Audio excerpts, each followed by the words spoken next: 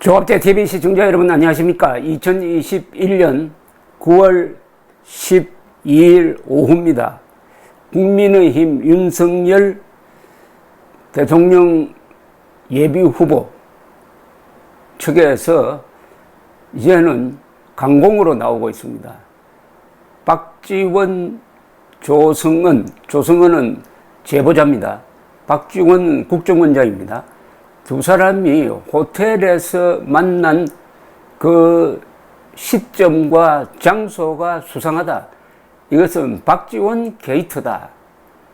라는 프레임으로 오늘 성명서 하나를 발표를 했는데, 여기서 조성은 씨를 박지원의 정치적 수양딸이라는 표현으로서 공격을 하고 있습니다. 장제원 상황실장입니다. 상황실장은 기자회견을 통해서 아래와 같은 입장문을 발표를 했습니다. 제가 읽어드리겠습니다. 아주 흥미진진한 표현이 많습니다. 박지원 현직 국정원장이 야당의 유력 주자를 제거하기 위해 대선에 개입한 의혹이 불거졌습니다. 이것은 국정농단이자 국기문란 행위로 대한민국의 민주주의를 말살하려는 최악의 사건입니다. 박지원 게이트입니다. 이 이름을 아예 장명을 해버렸습니다. 박지원 게이트 대 고발 사주 의혹의 대결입니다. 지금 망령 같은 국정원의 대선 개입이 되살아나고 있는 것입니다.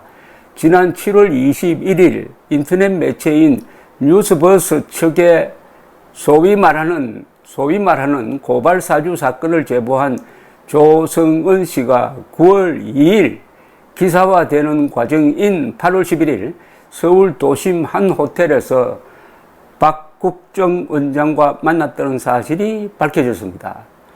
윤석열 죽이기 정치공작 선봉에 서 있는 뉴스 매체에 제보를 한 사람과 국정원장의 만남이 과연 일반적인 만남일까요?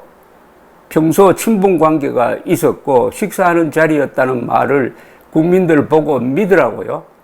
지나가는 소가 웃을 일입니다. 국정원장의 위치가 정치 낭인에 가까운 젊은 여성과 식사를 할 만큼 한가하고 여유로운 자리입니까? 지난해 문재인 대통령이 박지원 원장을 국정원장에 임명할 때부터 정치권을 비롯하여 국민들은 매우 의아해했습니다. 대선을 앞두고 대북 관련 이슈를 비롯해 국정원의 정치 개입이 심히 우려된다는 이야기가 정치권에 팽배했습니다. 그 우려가 현실로 나타나고 있는 것입니다. 박지원 원장과 제보자 조성은 씨는 매우 오랜 인연이 있는 것으로 알려져 있습니다. 조 씨는 2014년 새정치민주연합에서 정치를 시작했고, 박 원장이 국민의당 비상대책위원장 시절 비상대책위원으로 보임되면서 정치적 인연이 시작되었다고 합니다. 박 원장이 국민의당을 탈당했을 때 함께 당을 떠났고, 2018년 민주평화당 창당 때 조 씨는 박 원장과 함께 입당했습니다. 제보자 조성은 씨는 평소 박지원 원장에 대해 절대 신뢰관계가 있음을 공공연히 드러냈습니다. 역사를 가까이서 바라보고 경험하기에는 박 대표 곁이 VIP석이라고 말할 정도였습니다. 제보자 조성은 씨는 박지원 원장의 사실상 정치적 수양딸과 다름없습니다. 그런 두 사람이 이 시점에 만나 무엇을 논의했는지는 삼척동자도 알 수 있을 것입니다. 평소 친분관계를 운운하며 별일 아니다라는 식으로 빠져나가려는 박 원장 특유의 노예함은 국민을 우롱하는 행위입니다. 사건의 일지를 보면 이러한 의혹은 더욱 명확해집니다. 7월 21일 박지원의 수양딸 조성은이 제보하고 8월 11일 박지원 원장과 조성은이 식사를 하고 9월 2일 뉴스버스가 단독 기사를 쓴 이후 윤석열 죽이기는 잘 짜놓은 각본처럼 일사천리로 정광석화처럼 진행되었습니다. 대검찰청 감찰부장의 휴대전화로 전화해 자신의 휴대전화 제출과 공익신고 보호라는 딜을 했습니다. 보도 당일 검찰총장은 기다렸다는 듯이 감찰부장으로 하여금 진상조사를 하라는 지시를 내렸습니다. 다음 날인 9월 3일 현역 민주당 국회의원인 박범계 법무부 장관이 신속한 진상조사가 필요하다, 빠른 추가 보도를 부탁한다며 법무부 자체 조사를 시사하는 등 정치적 발언까지 서슴없이 이어갔습니다. 국정원장과 그의 수양딸, 검찰총장과 민주당 국회의원인 법무부 장관이 찰떡궁합을 과시한 것입니다. 이후 이어지는 고발 전문 집단 4세행의 고발과 이해찬 전 민주당 대표의 참전, 그리고 고발 이틀 만에 빛의 속도로 이루어진 고발인 조사와 유의미한 조사가 이루어지고 있다는 박범계 장관의 발언까지 윤석열 죽이기 공식에 한치의 오차도 없이 대입되어 진행된 것입니다. 이런 것이 진짜 고발사주 의혹인 것입니다. 이게 진짜 고발사주랍니다. 이제는 고발사주라는 말을 윤석열의 고발사주가 아니라 윤석열에 대한 고발사주로 의미를 바꾸고 있습니다. 그 중심에 박지원 국정원장과 조은성 씨가 있습니다. 이런 상황에서 과연 대통령 선거를 치를 수 있겠습니까?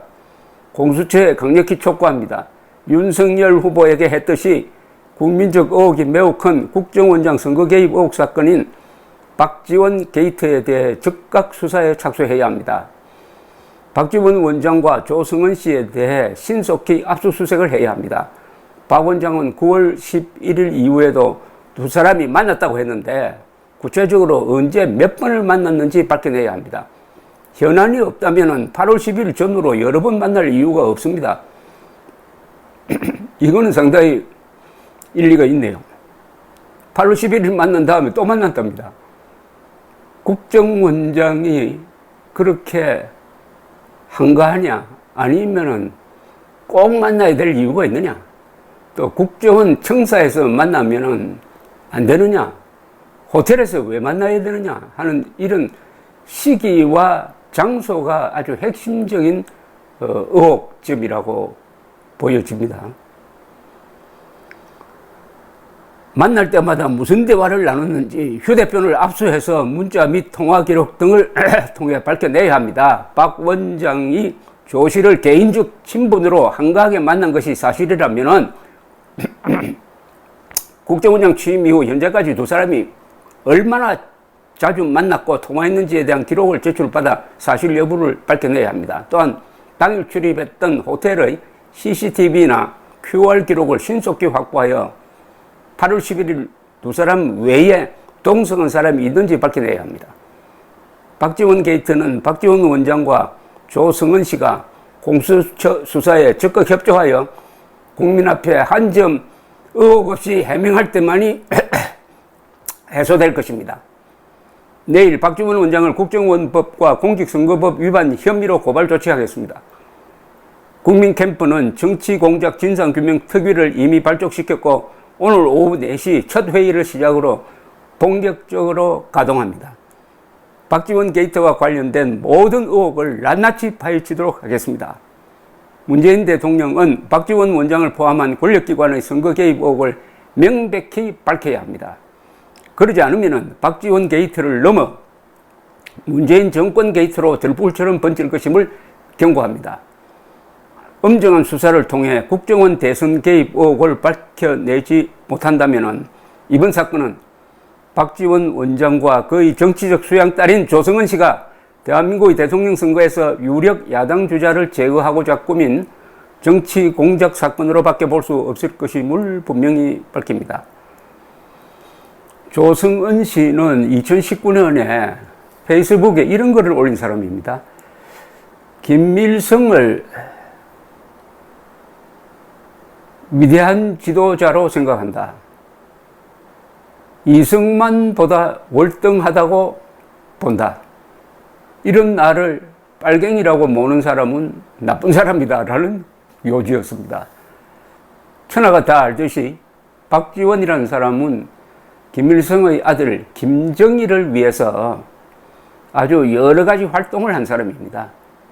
구체적으로는 김정일, 김대중 평양회담을 준비를 하면서 북한의 송호경과 북경에서 만나서 비밀 합의서에 서명했습니다.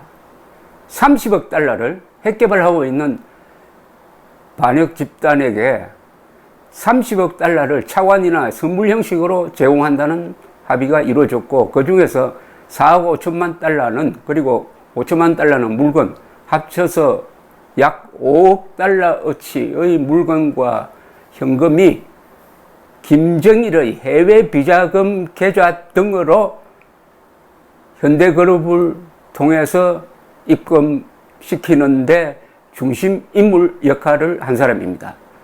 김일성이란 코드로 김일성 일가, 거기에는 김일성, 김정일, 김정은 3대 민족 반역자가 다 포함된다마는 에 대한 게 바로 이 두 사람의 공약수 아니냐 하는 생각이 듭니다. 한반도 상황은 김일성 세력과 대한민국이 민족사의 정통성과 삶의 양식을 놓고 다투는 타협이 절대로 불가능한 총체적 권력 투쟁입니다. 그런 점에서 조성은, 박지원은 대한민국 편이 아니고, 그러니까 두 사람이 만날 때 그 분위기는 이념적 동지 비슷한 분위기가 있었지 않느냐 하는 게 저의 추리입니다. 내년 3월 9일 선거는 김일성 세력의 대리인과 대한민국의 수호자가 싸우는 체제 경쟁의 결판입니다. 감사합니다.